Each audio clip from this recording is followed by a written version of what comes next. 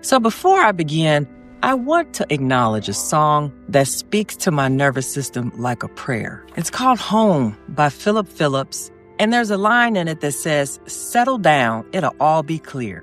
Don't pay no mind to the demons, they fill you with fear." So when I'm dysregulated, when stressed, when I'm overstimulated, or fear takes over, this line becomes a grounding cue for me. I whisper it to myself over and over, "Settle down, Stacey. It'll all be clear." But when that line hits, something in me always responds. And what it says is this: fear cannot live here. That's not just a mantra.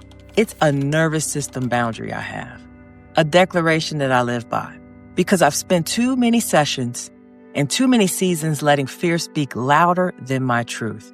And in this series, I show I can take my power back. So welcome to Medicine and Meaning. I'm Dr. Stacy Denise. I'm a neuroaesthetic lifestyle medicine physician, therapeutic art life coach, and a new media artist. And I help high-functioning women who look put together on the outside, but they feel quietly overstimulated, disconnected, or even emotionally exhausted on the inside, especially those carrying childhood wounds without a clear roadmap to healing. This space is where I share real stories from medicine and my own life. Not as an expert, but as a woman who's curating healing that's both personal as well as cultural. So this week, I cared for an 84-year-old gentleman who died quietly in the hospital. He had no home. He lived in his car, and he had no family. No one came to claim his body. And so his body stayed in the hospital for almost 2 days. Think about that. Waiting. Unclaimed. That silence after death is something you'll never, ever forget. But when no one shows up, that silence becomes haunting.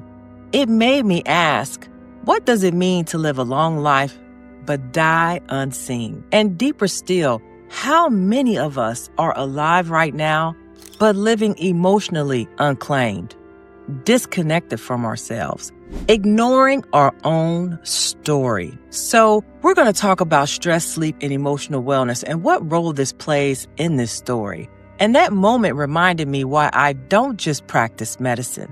I practice meaning. In my work, I focus on 3 core pillars: stress, emotion, and wellness, as well as sleep.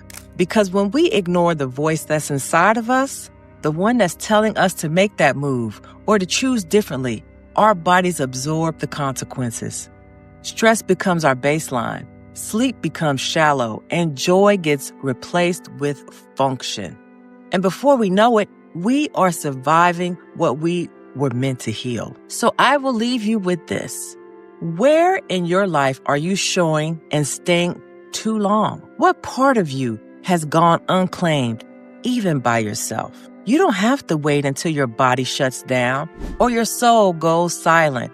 You deserve to feel seen by others as well as yourself. So yes, put yourself first, because healing starts the moment you decide that fear cannot live here.